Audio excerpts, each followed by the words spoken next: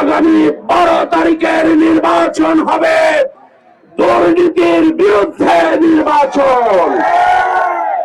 আগামী 12 তারিখের নির্বাচন হবে চাঁদাবাজের বিরুদ্ধে নির্বাচন। আল্লাহ তাআলার কাছে আমরা সবাই 12 তারিখের নির্বাচনে মহান রব যেন আমাদেরকে সাফল্য এনে দেন, তার জন্য মহান রবের কাছে প্রার্থনা করে আপনাদের সামনে আমি কয়েকটি কথা বলতে চাই। আপনারা জানেন এই জীবননগরবাসী, এই জীবননগর উপজেলা আমার জন্মভূমি। এই উপজেলায় আমি জন্মেছি, এই উপজেলাতে আমি আপনাদের মাঝেই বেড়ে উঠেছি। এই উপজেলার প্রত্যেকটা অলিগলি আমি চিনি। এই উপজেলার প্রত্যেকটা মানুষের সাথে আমার আত্মিক সম্পর্ক রয়েছে।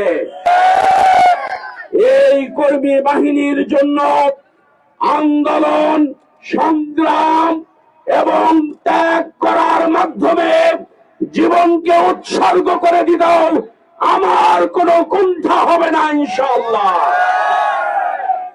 আমি আপনাদের সাথে দুঃখেও ছিলাম, এখনো আছি, সুখের দিনেও থাকবো ইনশাআল্লাহ। বসন্তের কোকিল হয়ে আপনাদের ভোটটা নিয়ে হারিয়ে যাওয়ার নেতা আমি নয়।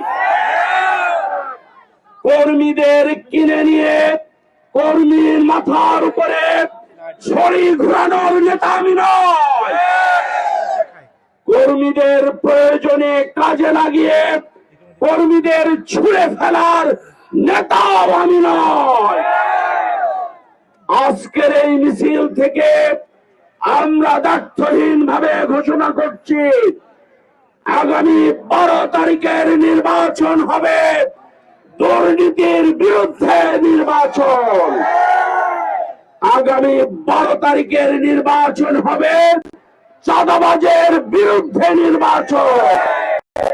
আগামী 12 তারিখের নির্বাচন মানুষের মৌলিক অধিকার আদায়ের নির্বাচন। আগামী নির্বাচন হবে দখলদারের বিরুদ্ধে নির্বাচন। আগামী নির্বাচন হবে বসন্তের কোকিলের বিরুদ্ধে নির্বাচন। বন্ধুগণ, আমরা এই জীবনকে নতুন করে প্রাণ দিতে চাই। এই জীবননগরকে আমরা ঢেলে সাজাতে চাই। এই জীবননগরের রাস্তাঘাট, পোল, সাঁকো, মসজিদ, মন্দির, এতিমখানা, সরাইখানা প্রত্যেকটা জায়গায় উন্নয়নের ছোঁয়া আমরা নিয়ে যেতে চাই। এই জীবননগরে যে জায়গায় দাঁড়িয়ে আছি, এই স্টেডিয়ামটাকে প্রাণের স্টেডিয়াম বানাতে চাই। জীবননগরের যুবকদের প্রাণের কেন্দ্র বানাতে চাই।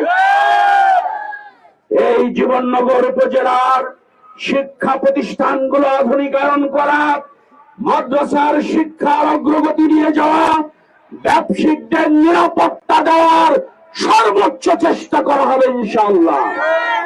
সংগ্রামী বন্ধুগণ, আমরা আগেও বলেছি, এখনো বলতে চাই, কোন মানুষের ঘর ভাঙার জন্য আমরা রাজনীতি করি না।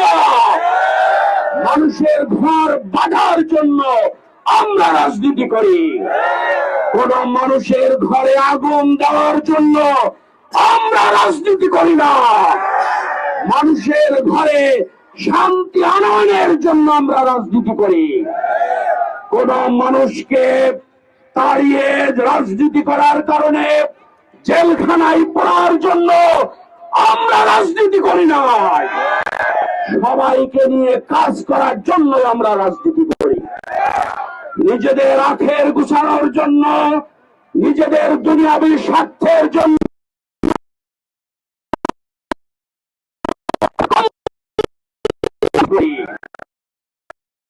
এবং আমরা এই মানবতার কল্যাণে কাজ করেই যাব ইনশাআল্লাহ। 12 তারিখ পর্যন্ত আপনারা ঠান্ডা মাথায় থাকবেন, ধৈর্যের সাথে থাকবেন। আপনার ভোট আপনি দেবেন, আমার ভোট আমি দেব। যোগ্য প্রার্থী যাকে তাকেই ভোট দেব। আমার দুঃখে যিনি আসবেন, আমার সুখে যারে পাশে পাবো, বিপদে যারে পাশে পাবো, তাকেই ভোট দেব। এই স্লোগানে এগিয়ে যেতে চাই। সারা বাংলাদেশের নয়, চুয়াডাঙ্গা 2 নম্বর আসনেও এই স্লোগান উঠেছে, সব দল দেখা শেষ, দাঁড়িপাল্লার বাংলাদেশ। তরুণদের প্রথম ভোট দাঁড়িপাল্লার পক্ষে হোক।